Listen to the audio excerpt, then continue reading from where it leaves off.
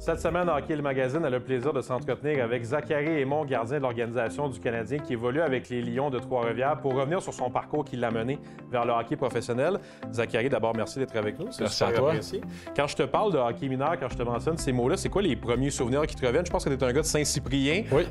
Comment ça a commencé pour toi, le hockey? Moi, ça a commencé, mon père était gardien de but. Ça a commencé que j'allais à l'aréna, j'allais le voir jouer. Ça a toujours été quelque chose qui me passionnait, j'adorais aller le voir. Puis par la suite, j'ai commencé à apprendre à patiner. Évidemment que je voulais être gardien. Mon père m'a dit sois au moins un joueur une année, tu sais, apprendre comme il faut à patiner et tout ça. Donc j'ai joué un an, puis dès l'âge de 5 ans, j'ai commencé à être gardien. Alors ça a vraiment été un an comme joueur, puis tout de suite ensuite gardien à partir de 6 ans, puis tu n'as jamais été autre chose qu'un gardien? Oui, c'est ça. Dans le fond, tout de suite, j'aimais ça jouer, mais je savais vraiment, je voulais être gardien. Puis c'est ça, j'ai jamais, depuis que j'ai commencé à être gardien, là, je suis jamais revenu en arrière.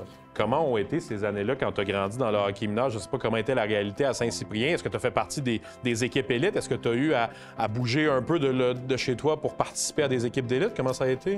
Oui, bien, c'est sûr qu'au début, on n'avait pas nécessairement beaucoup de joueurs. On avait même un aréna qui n'avait pas de glace artificielle, donc j'ai commencé à jouer. On commençait en décembre, souvent. Ah ouais? Ça, c'est vraiment quand j'étais plus jeune. Ouais. Par la suite, j'ai commencé à jouer, je pense, dans le Atome, je pense que c'était 2C. J'ai même, ma deuxième année à Atome, j'ai dû aller dans le Pee-Wee 2C parce que c'était, justement, chez nous, le niveau était un petit peu moins élevé. Puis par la suite, j'ai dû commencer à jouer à Rivière-du-Loup, qui était environ juste, c'était 45 minutes de chez moi, c'était pas trop pire. J'ai joué dans le Pee-Wee 2A, Bantam 2A, parce qu'on n'avait pas de 3 dans le Bas-Saint-Laurent. Donc, ça a été mon parcours là, qui m'a mené jusqu'au Midget 3.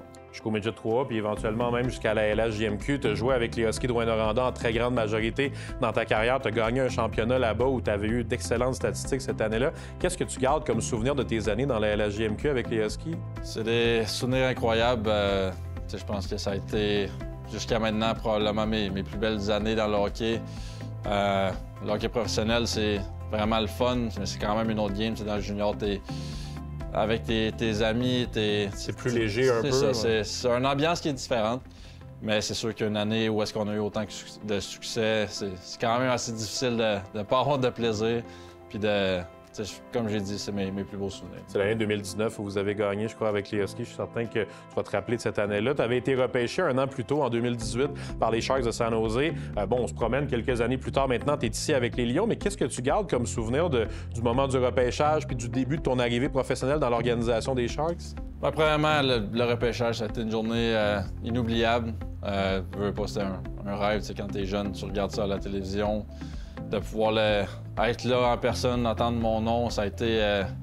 je pense que pendant quelques minutes, j'ai même pas de souvenirs parce que j'étais un peu sous les émotions. Mais, est-ce que tu t'attendais à ce que les Sharks te repêchent? Est-ce que tu avais eu un bon lien avec eux à l'époque? Oui, quand même. J'avais eu un entretien avec eux même la journée avant le repêchage. Donc, je savais qu'il y avait de l'intérêt à ce niveau-là. C'est des moments que c'est certain que j'oublierai jamais. Parlons-en justement de maintenant, tu es au Québec. L'an dernier, tu as eu une saison un peu particulière. Je pense que c'est peut-être pas la saison que tu aurais voulu avoir, une grosse blessure à la hanche qui t'a presque privé de toute ta saison. Je sais que tu as eu des problèmes avec ça. D'abord, comment tu vas? Puis deuxièmement, comment tu approches cette nouvelle saison-là? Oui, bien, premièrement, la bonne nouvelle, c'est que présentement, je suis à 100 je suis en santé. C'est ce que je voulais en début de saison. Je voulais être prêt pour commencer la saison. Donc, à ce niveau-là, ça va super bien. C'est sûr que l'an dernier et l'année précédente, ça a été 2 années difficiles où est-ce que j'ai pas pu nécessairement jouer beaucoup. 2 opérations aux hanches. À mon âge, c'est sûr que c'est peut-être pas ce qu'on souhaite. Mais en même temps, tu peux te dire maintenant c'est fait, puis on peut regarder vers l'avant. C'était quelque chose qui traînait quand même depuis quelques années.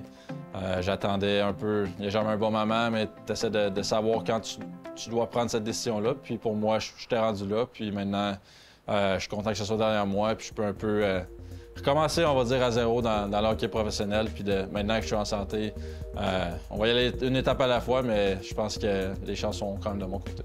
Zachary, un gros merci pour ton temps. Bonne saison cette année. Je te souhaite d'avoir du succès puis de rester en santé, de pouvoir jouer le plus de matchs possible. Merci beaucoup.